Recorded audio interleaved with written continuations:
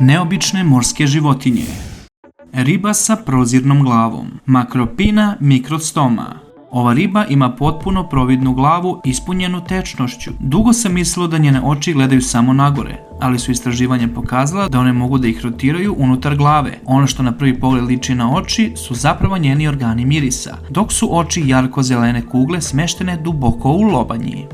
Džinovska fantomska meduza, Stygiomedusa gigantea. Jedna od najređih i najvećih meduza na svetu. Do sada je viđena svega 100 puta u posljednjih 110 godina. Umjesto tankih pipaka, ona ima 4 usna ramena, koje liče na dugačke tamne zavese i mogu dostići dužinu od 10 metara. Crv božićna jelka, Spirobranchus giganteus. Ovi morski crvi žive na tropskim koralnim grebenima. Ono što vidite nisu cela bića, već njihovi organi za disanje i ishranu koji izgledaju kao šarene jelke. Čim osete opasnost, oni se brzinom svetlosti povlače u svoje kalcijum-karbonatne cevi.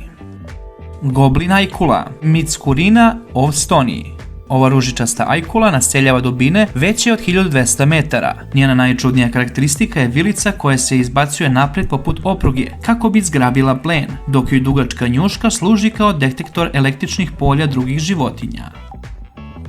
Plavi zmaj, Glaucus atlanticus. Iako izgleda kao mitsko biće, ovo je zapravo vrsta morskog puža bez kućice. On pluta na površini okeana koristeći površinski napon vode. Hrani se ekstremno otrovnim meduzama poput portugalske krstarice, sakuplja njihov otrov i koristi ga za sopstvenu odbranu, postajući tako još opasniji od svog plena.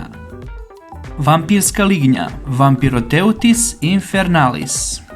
Ova životinja ne pije krv, već je dobila ime po crnoj boji i kožicama koje spajaju njene krake, podsjećajući na ogrtač grofa Drakule. Ona je jedini preživjeli član svoje vrste. U mraku dubina može da upali svetleće organe, fotofore, na krajevima svojih krakova kako bi zbunila neprijatelja.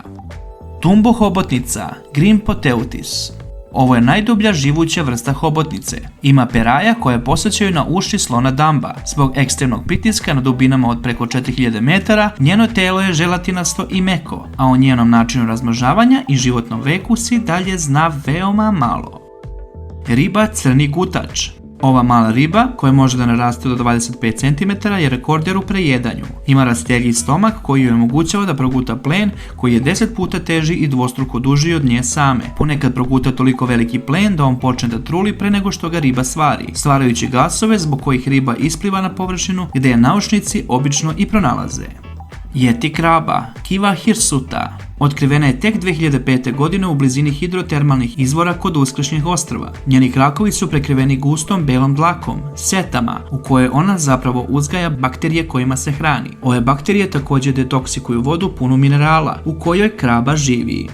Džinovski izopod, Betinomus giganteus. Ovo je u suštini džinovska verzija obične baštenske mokrice, ali živi na dnu okeana i raste do 40 do 50 cm. Oni su čistači okeanskog dna. Zanimljivo je da mogu da prežive i do 5 godina bez jednog obroka u kontrolisanim uslovima, jer im je metabolizam izuzetno spor.